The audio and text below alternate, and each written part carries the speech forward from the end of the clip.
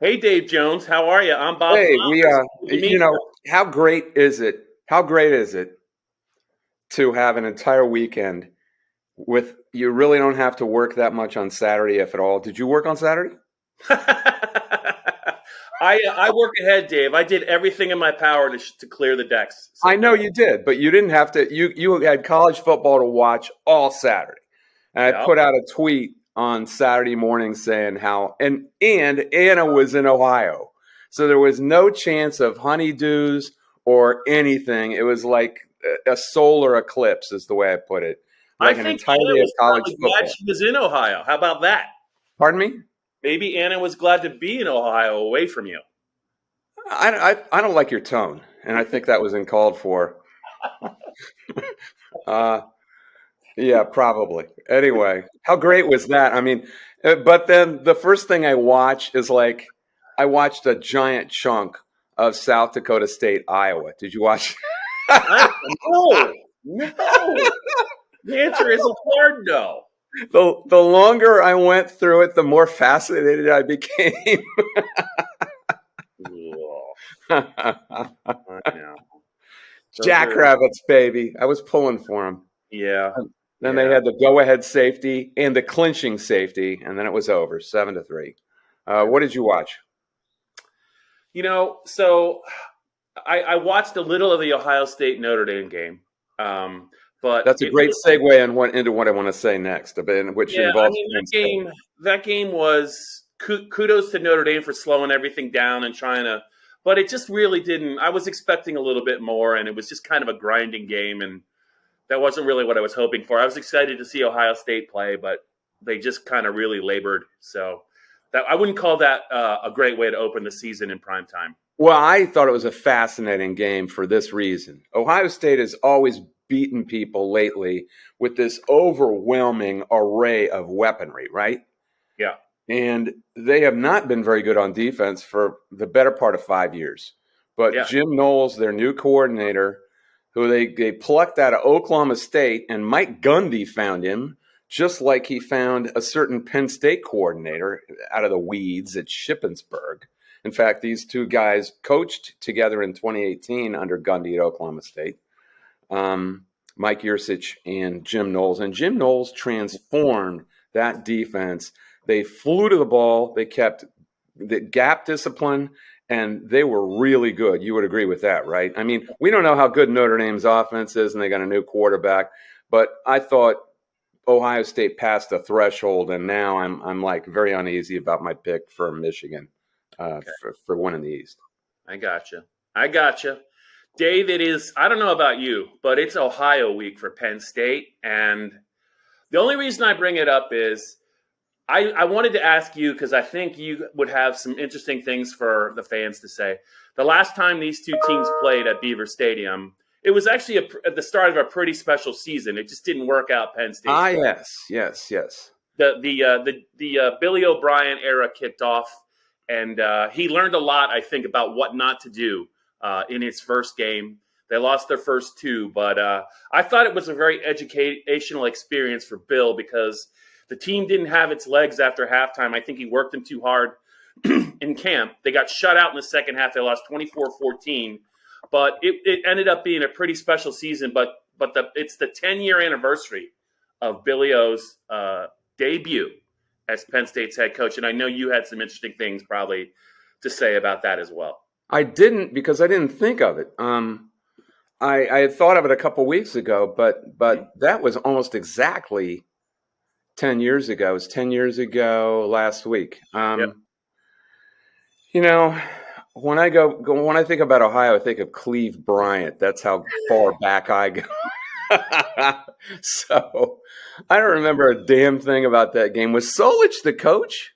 Solich, I believe, was the coach. The Yeah, quarterback was Tyler Tettleton. I think he was Mickey Tettleton's son. He had a great he game. was good. He He was was good. I do remember that. over 300 yards, but I think every Penn State fan that really followed the team back then, they remember Bill put Gerald Hodges back to field a punt like early in the game. He fumbled it, and it just kind of it just was the thing that I think Bill learned a lot about maybe he was, he wasn't really much. He was a great coordinator, and he'd done some things in the NFL. But when you're the head guy, the decisions you make could come back to haunt you. Well, he learned quickly. He did.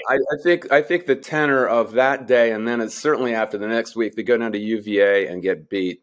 Was that 17-16 because Sam Ficken had a really rough day? Yeah, I think he missed 4 kicks.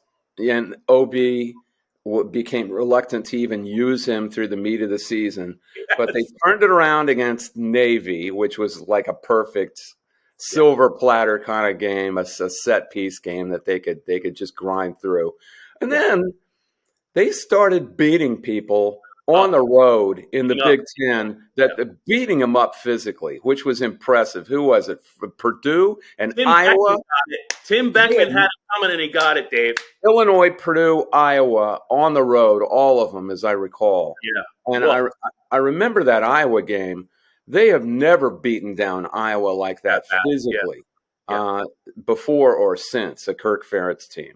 And that was impressive. That is never. I can't remember that ever happening. I mean, there was the what was it? I don't think James Franklin has ever had a game like that, and I don't think Joe Paterno against Iowa, right? Ever had a game like that against Iowa, against Kirk Ferentz, which goes back, 20. Well, he whipped him pretty good at home in 16, but not on the road.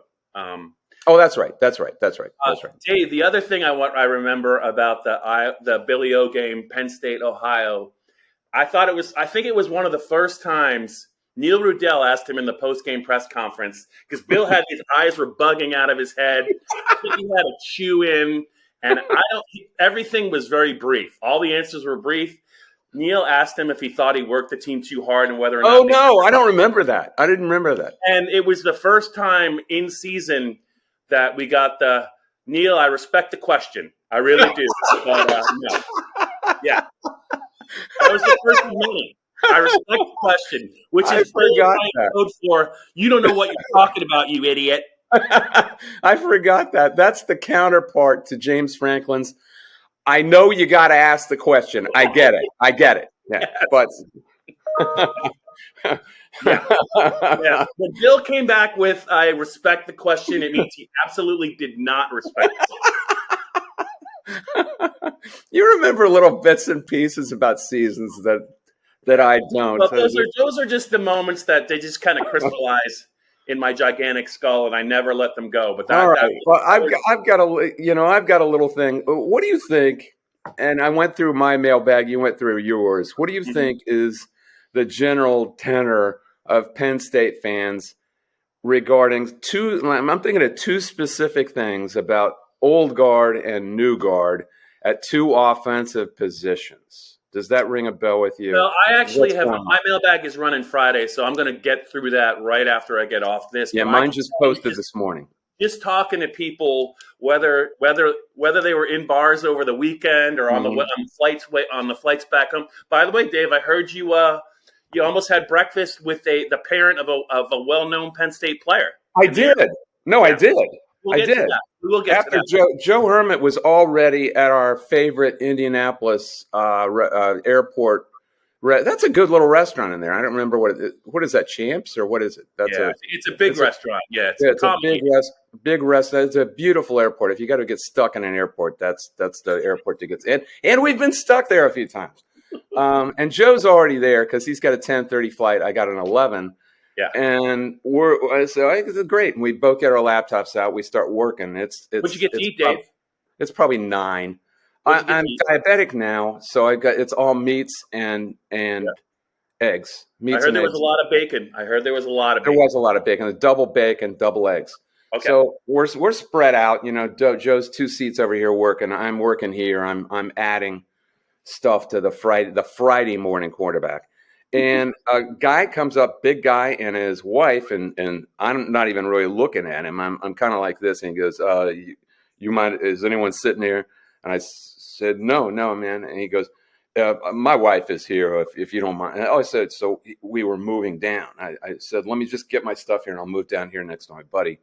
And Joe leans over and goes, "That's Joey Porter." And in his Joe voice.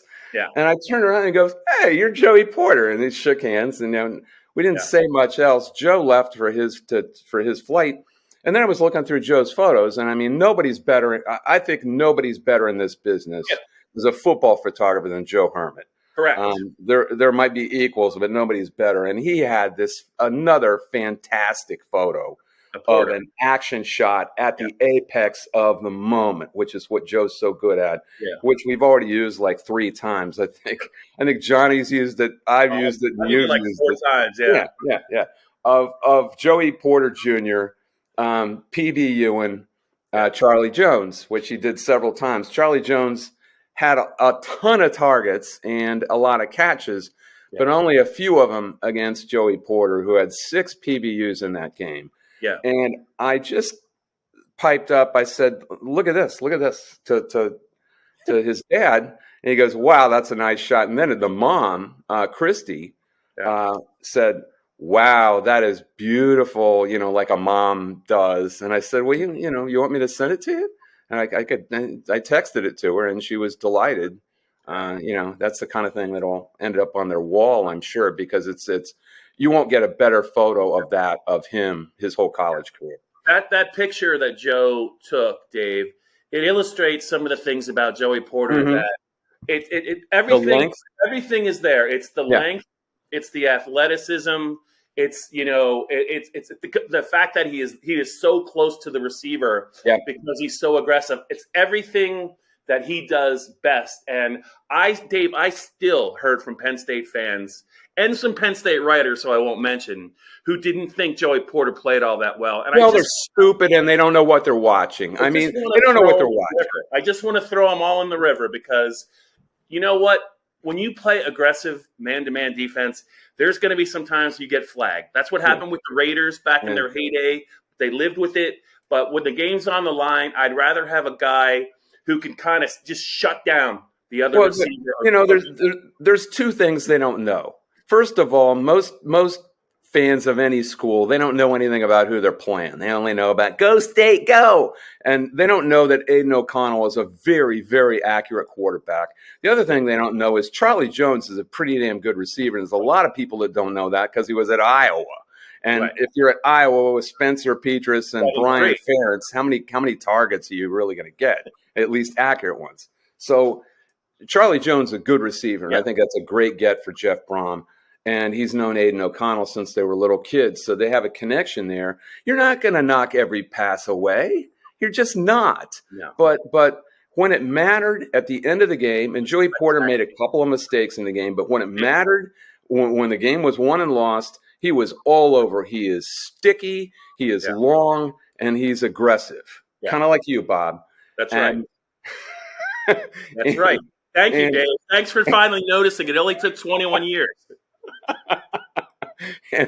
and he is going to be a terrific pro, I think. Something else happened at the airport that I don't think I told you about. So Joe Senior and his wife leave for their flight, and I say to Kevin Sumlin came up. Oh, did I tell you that? Who told you that? Joey Porter Senior and Kevin were both on my flight, so I already knew that. Go ahead. Yeah. So I had said to the waitress right after they left, I said, "Do you have any idea who that is?" She said, "Oh, I know who it is," because she had Steeler fans in her family. Right. And I had said, well, "Yeah, that's one of the great Steelers of all time." Yeah. And underrated even then, because he was underrated for what a really, really good player was. And like a minute later, who comes over but Kevin Sumlin? He goes, "You know what you said about Joey Porter? That is the truth. That is the truth, man. He was a killer. He was a stone cold killer." And then I didn't recognize Kevin Sumlin right away. I was like, I know this guy. And then he started talking to a couple Penn State fans, and I talked to him about my brother-in-law Fred at Michigan, and he knows Freddie Jack really well. So. Mm-hmm. I guess he's working for Fox. I didn't know what Kevin was doing. Yeah, I think he got a nice. Did he get a nice severance package from one of? Was it Arizona? I'm sure. Yeah, one of his former employers, probably both at this point. So to my question, what do you about think is the general tenor? I'm thinking of two specific yeah, things about it's old guard and new guard. yeah. Well, one is obviously Clifford and Aller. That's got to Yeah, be one. yeah, I think the other one, though, I'm going to say the other one is, even though he's not old, it's probably Lee and the freshman running backs, right. right? Yeah, Yes, this is on everybody's minds. yeah. It's They not going want to go to turn away. the page. They want a new flavor. That's the way fans are. So, what would you say to fans? We've already heard enough, and it's kind of people have taken their sides on Clifford and Aller, and Yeah, I can see both sides. I mean, I want to. It's like the race car. It's like the car in Ferris Bueller's Day Off. If you had a car like this, wouldn't you take it out? Wouldn't you drive it? That's that's what I'm thinking about Drew Aller, and he's sitting there in the glass Cameron. enclosed. Yeah, he's sitting there in the glass enclosed Yeah, garage of Cameron's dad, yeah, and that's the way people feel about that, which is understandable. But the running back situation, and I said, look, it is Katron and Nicholas, and they're not going to do everything right that running backs need to do in their very first game, and they probably won't for a few games. And even though you can see right away, and we saw it in the press box, how much quicker both Allen and Singleton are, you can't just throw them out there in a situation where the ball is going to be thrown around a lot. You need pass well, protection. You need guys to know exactly what they're doing right as soon as the snap's going. And Singleton was coming up to Clifford a couple times and like saying, "What did you want?" You could see it during the beginning of plays. You're never going to get that at this point out of Kevon Lee. yeah, And he can do a lot of things, and he made winning plays at the end of the game. yeah, So what I told people is, look, Saquon Barkley didn't start until the middle of his freshman season in 2015. He was still behind Akeel Lynch, right. probably for those reasons. He played a lot, but he didn't start. So what's your opinion on all that? Yeah, but Saquon did have a 100-yard game in his second game. He had In one Buffalo. carry In for Buffalo. no yards against Temple. But yeah, what I think that Penn State has it right the way they did it in Purdue. Aller is the deserving backup, and he should continue to be the backup. And you saw he was 2 of 4. He should have been 3 of 4 when didn't get scared when he was in the game. And to me, Sean Clifford showed a lot of stones, I think, on that game-winning drive. He did everything right, and it did not look good. The 3 drives before that were a pick six, a 3 and out, and I think they got 12 yards on 4 plays. I give him credit. As far as the running backs, you're right too, Dave, but Penn State thought enough of the 2 young kids. When they put Singleton in the game, they were pinned at their own 4. And they put the freshman in. They ran him 3 times in a row. They got a first down. They moved the ball out from there. So I do think they trust him more. And Allen had a carry on the game-winning touchdown drive for 8 or 9 yards. That was pretty nice. And then they went back to Lee. But I think they believe those running backs are talented enough, and they're also far enough along in the little things, whether it's pass protection or whatever, that I do think that regardless of the opponent, it's going to be a straight up, hey, it's a 3-headed monster until one of the young ones, I think, really gets ready to go, and then they're going to reshuffle the order. But I do think Penn State right now is handling it, and I do think there is a spot. There's absolutely room for Kevon to be a meaningful contributor, and the same goes with Sean. That was a tough spot he put himself into, but he got himself out of it. He did, and we still don't know what Drew is not comfortable doing yet. We only saw a very small sample from him, but I do hope that Penn State's coaching staff, and by that I mean Franklin and Yursich, they need to, even though it's early in the season and they're 1-0, I still think they got to kind of go out of their way a little bit. If there's any chance to get him in the game, multiple games, they got to get him in, even for a little bit. Yeah, it's going to be like J.J. McCarthy at Michigan, I think, where they're just going to put him in at meaningful points in whatever game is going on there. And Yep. that means maybe even in the second quarter against Ohio, maybe at meaningful points in subsequent games, maybe at Auburn. He wasn't scared at Purdue. Maybe you can put him in at Auburn. And the second thing is, if this offensive line, and I think Olu Fashanu was a serious success at left tackle, but right tackle is now in flux. I mean, I think that's pretty clear. What if, do you think we'll see more two tight ends? I'm not talking about jumbo, but more two tight ends and maybe more under center, or at least a farther back starting point for the young running backs so they can just pick and choose holes and run to daylight. They have to make an adjustment. There's no question. They were without one tight end against Purdue. Theo Johnson, James Franklin said they really were going to do more of the 2 tight end, 3 tight end sets, and they just couldn't. But I do think, especially at right tackle, I think there's some concern there. I did like what Olu did. Granted, it was Purdue. I thought both guards, and I also thought Hunter Norzad did well too. But the offensive line is just still, Dave, they're still not there. And I thought James made a good point. The running backs, the two young running backs, both of them came close to getting into the secondary for maybe a chunk play, but they didn't. And James said, we still need the running backs to make somebody miss in the hole. They almost did, but until that happens once or twice a game, like with Barkley, the running game's gonna take its lumps. So it is the offensive line, but it's also the running backs just trying to get up to speed. And I think you make a great point about, I would not hesitate to go under center more to try and jumpstart that running game and maybe put a tight end in the backfield as a lead blocker, because there's just not, the holes that are there are not there very long. And you got to get to them. You got to get there. Yeah, that mesh is just taking too long. Conversely, there was one where Lee, if it had been either of the young kids, they would have scored it through the hole, and Lee just didn't quite get there, and it could have been a touchdown play. I don't remember exactly where it was. I saw something also in that Ohio State Notre Dame game that it was the first game of the season that was very interesting, and that is that Julian Fleming is not getting much run. Did he get hurt again in that game or no? No, I don't remember him getting hurt, but I can't remember either. The fact is, Emeka Egbuka, a kid from Washington, looks like he's over the top of him now too. Yeah. It's Harrison and Smith and Jigba over the top of him.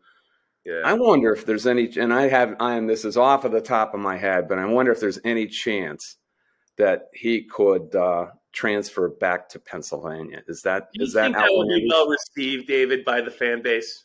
I haven't heard a thing about this from the fan base. I don't know that would be well received. I don't know. What do you mean? What? I mean, he kind of spurned him. You know what I mean? I don't. Man, these days, I don't think you can worry about that. I don't know. If I was a Penn State fan, I'd be holding a grudge. Oh well, jeez. I read a really done anything at the college level. No. I read a really great story this morning by Bruce Feldman of The Athletic about how C.J. Stroud was recruited, because he was not very well regarded, really, coming out of Rancho Cucamonga, California. It was a 3-star. I love that name. I love the name of that It's town. In the mountains east of L.A., and it's kind of a little bit out of the way, and was not all that highly regarded, and ended up at the big 7-on-7 camp in what is it, the what's it called? It's down there at the Star in Dallas. They have it down there Frisco? every year. It's the Rising or whatever it is. I can't remember this event. Yeah. Is that it? And he was just killing people, just out of nowhere. And there's 4 and 5 stars and kids from Elite 11 at this thing. And he ended up being the MVP, and no one knew who the hell he was. And both Smith and Jigba and Fleming called up Ryan Day and said, we got to have this guy. And that's how they got C.J. Stroud. I had no idea until Bruce Feldman wrote this great story about the whole. And Fleming goes to Penn State, and Penn State doesn't have all that flux in their receiver coach 4 years. Maybe he comes to Penn State, and then maybe Penn State gets C.J. Stroud because he's calling James Franklin and saying, we got to get this guy. So it's funny how things – because C.J. Stroud only at that point had a few Pac-12 schools and a couple of Mountain West schools who wanted him. He was out there for the taking. And now look what Penn State's got to deal with. This guy again this year. He's a good player. He's got some serious arm talent, man. CJ's got some serious arm talent. Dave, do you want to get to some thoughts about this game so we can giddy on up out of here? The thoughts are they Ohio need to getting 25 against do everything they can to get the offensive line moving. And if this is Villanova 2.0, it's a very, very, very bad sign. Would you agree with that? You remember how they couldn't move Villanova? That's what I'm looking at in this game. I do. I'll be curious to see how much we see Bryce Effner kind of spelling. My thought is Caden's going to start the game just because he's a veteran and they're going to try and coach him up. But if there's any sputtering or any penalties or there's a free runner at Sean Clifford on a blitz, I don't think they didn't hesitate to put Effner in with the game on the line in the fourth quarter. So I would say Caden's really, I dug really these stats up, okay? In this game. Northwestern and, season maybe he needs to ran for 353 on Ohio, okay? Okay. Syracuse ran for 283. All right, if Penn State cannot run on this defense, I would say it's a very, very bad sign. It's probably worse than Villanova. Hey, I'm just calling it the way it is, man. I mean, that's the truth. When we saw Villanova, there were a few people saying, "Well, they got a really good run defense," and I'm like, "No, man, no, come on, it's Villanova."